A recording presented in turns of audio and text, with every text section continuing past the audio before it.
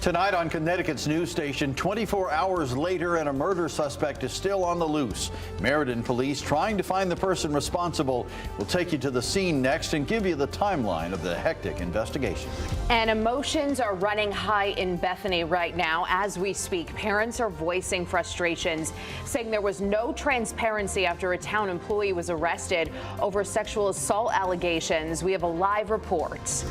All of Connecticut's Democratic delegates saying they will vote for Kamala Harris to be their party's presidential nominee. We're taking a look at what happens next. Now at 10, this is Fox 61, Connecticut's news station. And we begin in Meriden on new developments in a police investigation that has spanned 24 hours now. Thanks for joining us here at 10. I'm Brent Harden. And I'm Sarah Sanchez. A deadly shooting on the city green late last night led to investigators shutting down portions of the city all throughout the day today. Traffic is now moving, but pressure is still on for investigators to uncover answers in the 28-year-old woman's death. Fox 61's Jake Garcia has been following the story for us. So, Jake, what's the latest? Well, Brent and Sarah, Meriden police say the investigation into the deadly shooting at the Meriden Green last night led them here just a few blocks away on West Main Street to these apartments just above the coffee shop and hair salon here along West Main Street. Investigators closing the area for hours as they try to find out who is responsible. Meriden police say it all started just after 10 o'clock Monday night when officers found 28-year-old Beth Nwija shot to death on the Meriden Green. Officers closed the area to begin investigating through the overnight and spanning until noon Tuesday. People who live nearby say they're not surprised something like this happened in Meriden. To be honest, it doesn't surprise me. It really doesn't, because that's just the way Meriden is. Shortly after investigators wrapped up their investigation at the Meriden Green, police blocked off West Main Street as part of their investigation, saying they believe an argument took place before Monday night's shooting. We believe that she was involved with a dispute with the particular woman who resides behind us, which is what led us to this apartment today when we obtained that information. We also believe that there might be a male involved. We're not entirely sure about that based on the information we obtained last night. We're hoping to get additional information as the investigation progresses. Police say they did talk to a woman who was inside the coffee shop below the apartments at the time, but did not say if it was the same woman whose apartment they were searching. We did take somebody in and talked and spoke with them today. However, as I indicated, there are things that I'm not going to be able to divulge at this time because it could jeopardize our investigation. Police say the gun used in the shooting has not been located, but due to the possibility of another suspect being involved, officers took all precautions, including the use of tear gas. Our SWAT team, who was on standby, was utilized for the entry into this apartment. They did make entry into the apartment, at which time they discovered that it was unoccupied. Detectives are combing through nearby surveillance cameras near the city green for any possible leads, as police ask for the public's help. So please, if anybody out there has any information that they feel could help us, no matter how minute that might be or how unimportant it might be, it could potentially be something that's going to really assist us. As of right now, police have not made any arrests, and despite having no suspects in custody, they say there is no ongoing threat to the public. Reporting in Meriden, Jake Garcia, Fox 61, Connecticut's news station. All right, Jake, thank you. Time now for a first check on the weather, and we're expecting more on and off rain as we head into tomorrow. Chief Meteorologist Rachel Frank is here with what we can expect, when we can expect it. Hi, Rachel. Hi, yeah, we've got a few rounds that'll be on the way as we head through the next couple of days, really. There's not much on the radar, but we know that there's some mist and some fog and some drizzle, so we aren't anticipating any heavy rain overnight, but the roads will remain damp. So we're muggy out there, and we'll see off and on showers right through the day tomorrow. Again, I don't think we see any heavy downpours, but still it's enough that you're kind of reaching for the umbrella from time to time. And we also see a lot of clouds out there, just like we had today.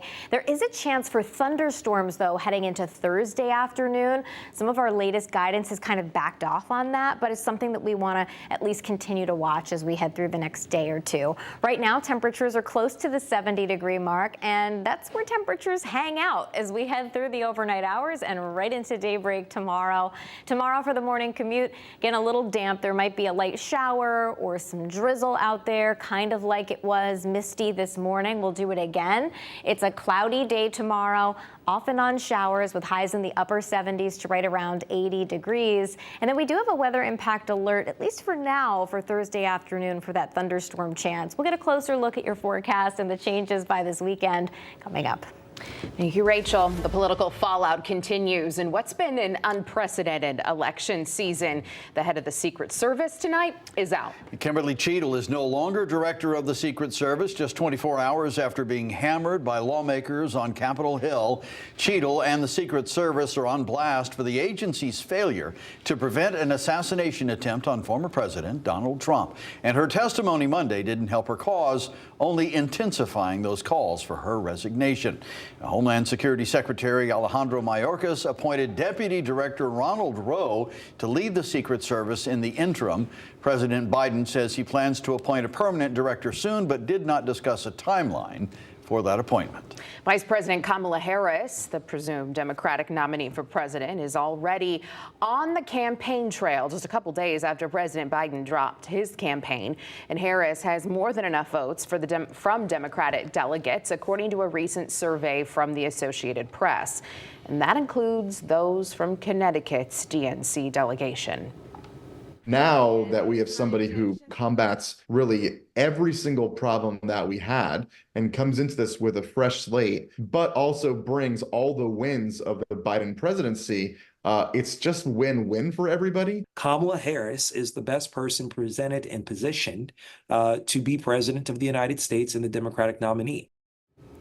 This is all still non-binding. Delegates can vote for any candidate of their choice up until the Democratic National Convention happening in Chicago next month. Now, President Biden himself is back in the White House tonight. The president has spent the past several days at home in Delaware recovering from COVID-19. In a letter sent out by the president's physician, he said Joe Biden's COVID symptoms have since gone away and he is doing better. The president plans to speak to the American people in prime time tomorrow night at 8 p.m. And we'll have the president's remarks for you live right here on Fox 61. And Connecticut's news station has you covered with the latest developments from the campaign trail and the candidates, plus reaction from our state leaders and others around the country. Stay up to date anytime using the free Fox 61 News app.